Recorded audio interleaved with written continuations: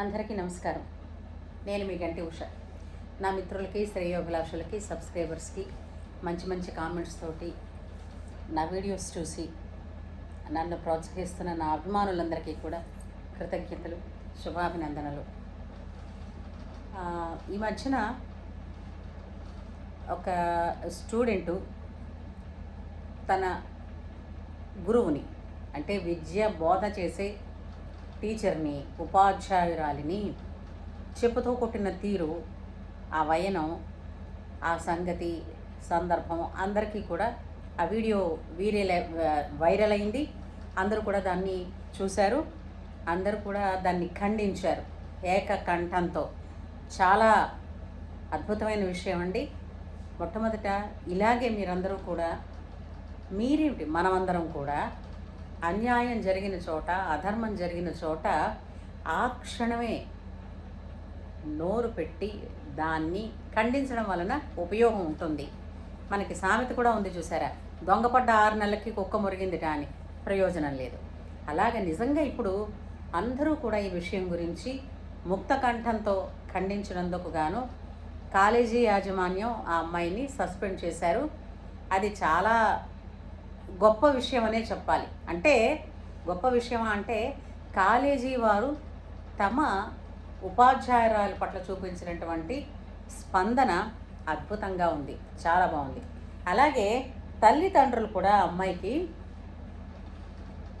ఇది ఆ అమ్మాయిని ఇప్పుడు మనం అక్కడ ఇస్తున్నది శిక్ష కాదండి, ఎవరికి శిక్ష వేయలేరు, శిక్షణని మాత్రమే ఇవ్వగలము.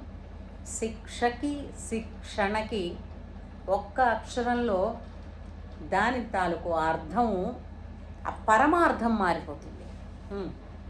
అంచేత ఆ అమ్మాయి చేసిన పని ఎంత పెద్ద తప్పు అన్నది అది ఆ అమ్మాయి తెలుసుకోవాలి, రియలైజ్ అవ్వాలి. ఇప్పుడు ఏంటంటే, బలవంతాన శిక్ష మీరు వేశారనుకోండి, అది బలవంతాన తెలియపరిచినట్టు అవుతుంది. అది అక్కడ సర్ప్రైజ్ అవుతుంది, కానీ మరో చోట మాత్రం విజృంభిస్తుంది. కానీ ఆ అమ్మాయికి శిక్షణ ఇవ్వాలి తల్లిదండ్రులందరూ.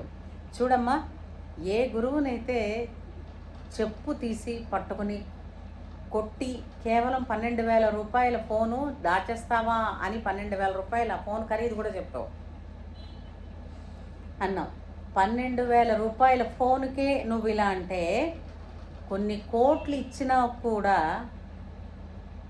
సరి సమానం కానటువంటి నిన్ను, నీ ప్రాణాన్ని, నీ వ్యక్తిత్వాన్ని, నీ భవిష్యత్తుని కాపాడడం కోసం గురువు నిచ్చెనగా మారి శిష్యుల్ని పైకి, వాళ్ళు పైకి ఎదగాలని, జ్ఞానంలోనూ ఐశ్వర్యంలోనూ పేరు ప్రతిష్టల్లోనూ ఎదగాలని తాపత్రయపడతారు. అలాంటి గురువుని అసలు నమస్కరించాలి. సరే, ఇప్పటి కాలం వాళ్ళకి 2 చేతులు పెట్టి నమస్కారం చెయ్యాలి అని అంటే, అది కూడా ఏదో పాత చింతకాయ పచ్చడి అన్నట్టుగా ఇలా ఒక చేత్తో అంటారు. అసలు ఒక చేత్తో ఏనాడు ఎవరికి నమస్కరించనే కూడదు. అది నమస్కారం కాదు. ఇంకో వెర్రి చేష్ట ఒకటి ఉంది. ఏదైనా ఎక్కడైనా చూశారనుకోండి, దేవాలయం ముందు నుంచో దేని ముందు నుంచో వెళుతుంటే ఒకసారి చూసి ఇలా ఏమిటంటే దానివల్ల వచ్చింది పర్పస్ ఏంటి అర్థం కాలేదు. నువ్వు తలుచుకున్నావు దేవుణ్ణి, సరే, నీ నోరు వేలు ఎంగిల్ చేసుకున్నావు, ఎంతకన్నా మరి కదా. ఏది చెయ్యొచ్చో ఏది చెయ్యకూడదో అడిగే జిజ్ఞాస మీలో లేకపోతే చెప్పడానికి ఎవరు ముందుకు వస్తారు? అమ్మ కూడా అడిగితే కానీ అన్నం పెట్టదు కదా.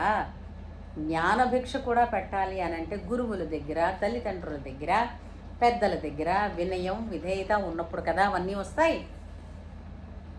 ఒకప్పుడు గురుకులాలు అంటూ ఉండేవి. ఆ గురుకులాల్లో రాజు కొడుకైనా పేద కొడుకైనా సరే, అంటే రాజుగారి పిల్లలు కావచ్చు, ఎవరి పిల్లలు కావచ్చు, ఒకే విధంగా వాళ్ళకి చూసి ట్రీట్ చేసేవారు.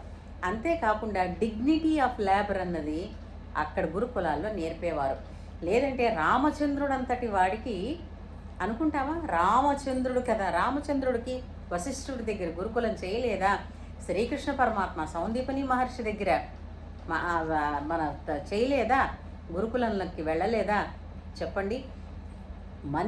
మనిషి అన్న వాళ్ళకి గురువు అవసరం అండి.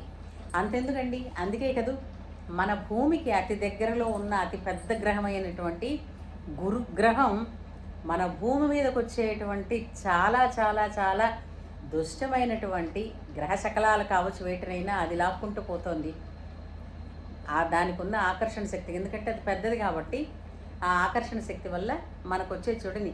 అందుకే మనకి నా గురోరధికం, గురువుకి పెద్ద పీట వేశారు. ఇది మీరు తెలుసుకోవలసిన బాధ్యత ఉంది. గురువు దగ్గర మీరు ఎంతగా ఒదిగితే మీ జీవితంలో మీరు అంతగా ఎదుగుతారు. దీనికి ఉదాహరణ చెప్పనా? రాముల వారి ఆలయాల కన్నా కూడా హనుమంతుల వారికి ఆలయాలు చాలా ఎక్కువ. ఎందుకు? రాముణ్ణి గురువుగా పూజించి ఎంతటి శక్తిమంతుడైనా ఆయన పాదాల దగ్గర ఒదిగి ఉన్నాడే అందుకు. అయితే ఇంకా ఇప్పుడు గురువుల్లో కూడా సహజంగా మనకి ధర్మం ఏం చెప్పిందంటే, తల్లిదండ్రుల యందు గురువు యందు దోషాలను ఎంచకూడదు. ఎందుకండి? ఎందుకంటే తప్పులు అందరిలోనూ ఉంటాయండి. వ్యక్తిగతంగా చూస్తే ప్రతి మనిషి కూడా నిన్నన చేసిన నుంచి ఈరోజు చేసేదానికి ఇంకొంచెం మంచిగా చేయడం, అంటే తన తప్పుల నుంచి నేర్చుకుంటూ ముందుకు వెళ్ళడమే కదా జీవితం అంటే. అంతే కదండి. నిన్నటి నుంచి ఈ రోజుకి ఏం నేర్చుకున్నాం, ఈ రోజు నుంచి రేపటికి ఏం నేర్చుకోబోతున్నాం. మనం నేర్చుకున్న మన నడవడికే రాబోయే మన తరాలకి ఒక వరవడి కదా. అలాంటప్పుడు మనం ఇప్పుడు ఏం నేర్పుతున్నాం? తల్లిదండ్రులు పిల్లలకి ఫోన్లు ఇస్తున్నారు, చాలా మంచిది. ఎందుకనంటే పిల్లల తాలూకు రక్షణ, వాళ్ళ తాలూకు విషయాలు, వాళ్ళు ఎక్కడున్నారు, ఏం చేస్తున్నారు అన్న విషయాలు మనకి వెంటనే తెలియాలి. కాబట్టి అది మంచిదే. కానీ ఆ ఒక్కటే వాళ్ళు అందులో చూస్తున్నారా? దాన్ని పక్కన పెట్టి 99% వాళ్ళకి అక్కర్లేనివన్నీ చూస్తున్నారు. కాబట్టే వాళ్ళు అల్లరిపాలై తల్లిదండ్రులను కూడా అల్లరిపాలు చేస్తున్నారు. అంచేత మీరు చూసిన మనం ఒక వస్తువు ఇంటికి తెచ్చుకున్నాం అనుకోండి, ఒక ఎలక్ట్రానిక్దో ఏదైనా, దాని తాలూకు యూసేజ్ మాన్యువల్ మనకి ఎలా అయితే ఇస్తారో, ఎందుకని దాన్ని ఎలా ఉపయోగించుకోవచ్చు, ఎలా ఉపయోగిస్తే ప్రమాదాలు వస్తాయి, అలాగే మొబైల్ ఫోన్ ఇచ్చినప్పుడు దానిని ఎందుకు ఉపయోగించాలి, ఎంతవరకు మాత్రమే ఉపయోగించాలి అన్నది తల్లిదండ్రులకి బాధ్యత. ఎందుకంటే పిల్లల మనసుకి దగ్గరగా ఉండగలిగేది తల్లిదండ్రులే. మీరు వస్తువు కొనిచ్చినందుకు పిల్లలకి మీ పట్ల గౌరవం పెరిగిందనుకోండి, నిజానికి అది నిలబడేది కాదు. మీరు అదే జ్ఞానం ఇచ్చారనుకోండి, వినయ విధేయతలు, సంస్కారం అనేటువంటి ఆభరణాలు ఇచ్చారనుకోండి, ఏ దొంగ దోచుకోలేడు కదా. అవి నిజానికి మీరు ఇచ్చినటువంటి అసలైన ఆస్తులు. అప్పుడు పిల్లలు ఎక్కడున్నా ఎక్కడికి వెళ్ళినా కూడా మీరు నిర్భయంగా ఉండొచ్చు. ఎందుకంటే మా పిల్లలకి భయం లేదు, వాళ్ళు ఎలాగైనా సర్వైవ్ అవుతారు, చాలా సంస్కారవంతంగా ఉంటారు అని. అలాగా ఒక ఒక సలహా అనుకోండి. ఇప్పుడు కాలేజీ యాజమాన్యం ఫోన్లు అందరి పిల్లల దగ్గర ఉండకూడదు కదా అని అంటున్నప్పుడు, ఒక టీచర్ని కలెక్ట్ చేసుకుని పెట్టమనండి, ఆమె దగ్గర ఉంచండి అని అంటే, టీచర్ని ఎంతసేపు అండి స్టూడెంట్స్ అదమాయించడం. కాబట్టి ఏం చేస్తారంటే, మీ అటెండర్కో ఎవరికో ఈ ఫోన్లన్నీ కలెక్ట్ చేసి ప్రిన్సిపాల్ గారి రూమ్లో పెట్టేయమని చెప్పండి. ప్రిన్సిపాల్ గారి రూమ్కి మూకుమ్మడిగా స్టూడెంట్స్ ఎవరు రాలేరు. కాబట్టి ఇది ఒక చిన్న నాకు వచ్చినటువంటి ఒక ఉపాయం. ఉపయోగించి చూడండి. మీకు నచ్చితే ఉపయోగించింది బాగుంది అని అంటే కామెంట్ సెక్షన్లో తెలియచేయండి, సరేనా?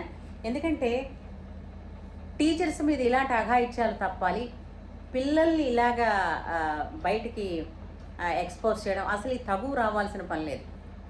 వాళ్ళు వస్తూనే ఎయిదర్ అటెండర్ కలెక్ట్ చేసి పెట్టేయడం, లేదు పిల్లలు స్కూల్కి వచ్చాక స్కూల్కి చేరిపోయాం అని తల్లిదండ్రులకి ఇన్ఫర్మేషన్ ఇచ్చి ఆ ఫోన్లు తీసుకెళ్ళి వాళ్ళే ప్రిన్సిపల్ గారి రూమ్లో పెట్టేసి రావడం.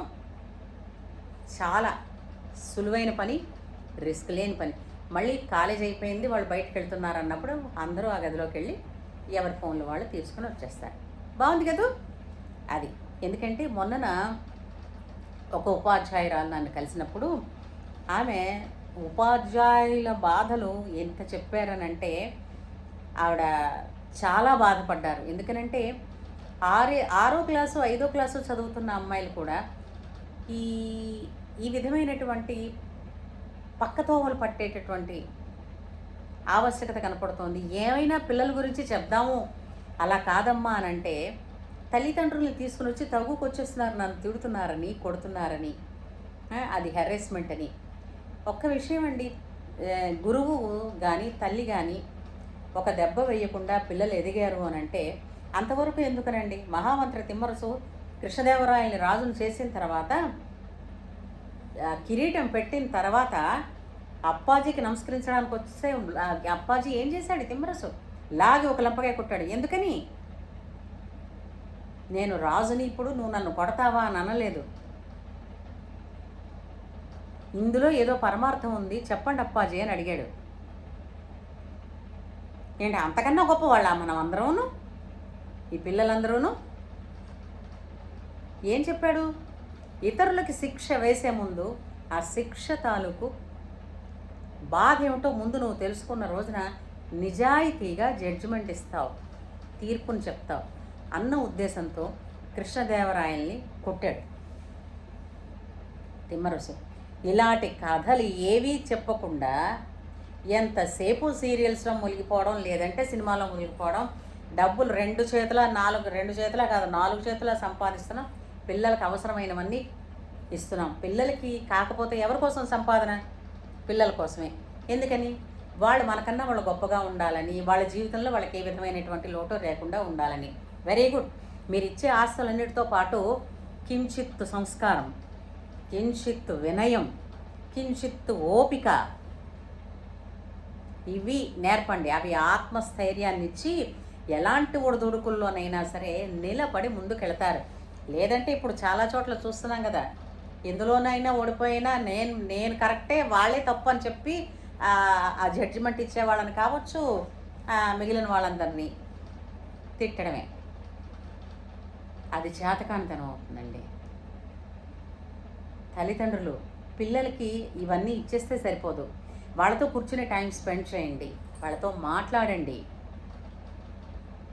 వాళ్ళకి ఏ ఇబ్బందులు ఉన్నాయో తెలుసుకోండి, వాళ్ళకి పదే నూరు చెప్పండి. గురువులు యందు ఇలా అయితే ఓకే. మళ్ళీ గురువుల్లో కొన్ని ఏమిటిది, బాధ గురువులు, బోధ గురువులోని బోధించేవారు వేరు, బాధ పెట్టేవారు వేరు. అలాంటి అసహనాన్ని గనక చూపించాల్సి వచ్చినప్పుడు ముఖ్యంగా ధైర్యంగా తల్లి అయిన మీకే చెప్పేటట్టు చూడండి. అలాగని అది అడ్వాంటేజ్గా వాళ్ళు తీసుకోకుండా ఉండేటట్టు కూడా చూడాలి. ఈ పిల్లల్ని పెంచడం, అందుకే అన్నారండి, పిల్లల్ని పెంచడం అంత సులువైన పని కాదు. అందులోనూ పిల్లల్లో సంస్కారాన్ని నాటడం కూడా. అంచేత గురువు బ్రహ్మ, గురువే విష్ణు, గురువే మహేశ్వరుడు. కాబట్టి గురువుకి ఎప్పుడూ కూడా ఉన్నతమైనటువంటి స్థానం వేదం ఇచ్చింది. కాబట్టి మన ధర్మం కూడా గురువుకే పెద్దపీట వేసింది. కాబట్టి గురువుని ఎప్పుడూ గౌరవిద్దాం, ఎట్టి పరిస్థితుల్లోనూ గౌరవిద్దాం. అర్థమైందా? ఎప్పుడైనా గురువు పట్ల ద్రోహం చేయడం అన్నది మహాపాపం. అయితే ఇది నేర్చుకోండి. ఇది ఎందుకు మనం అనుకోవాల్సి వచ్చిందనంటే, విజయనగర్ రఘు ఇంజనీరింగ్ కాలేజీ వాళ్ళు చేసినటువంటి కాలేజీ యాజమాన్యం చూపించినటువంటి ప్రతిస్పందన ఏదైతే ఉందో అది చాలా అద్భుతంగా ఉంది.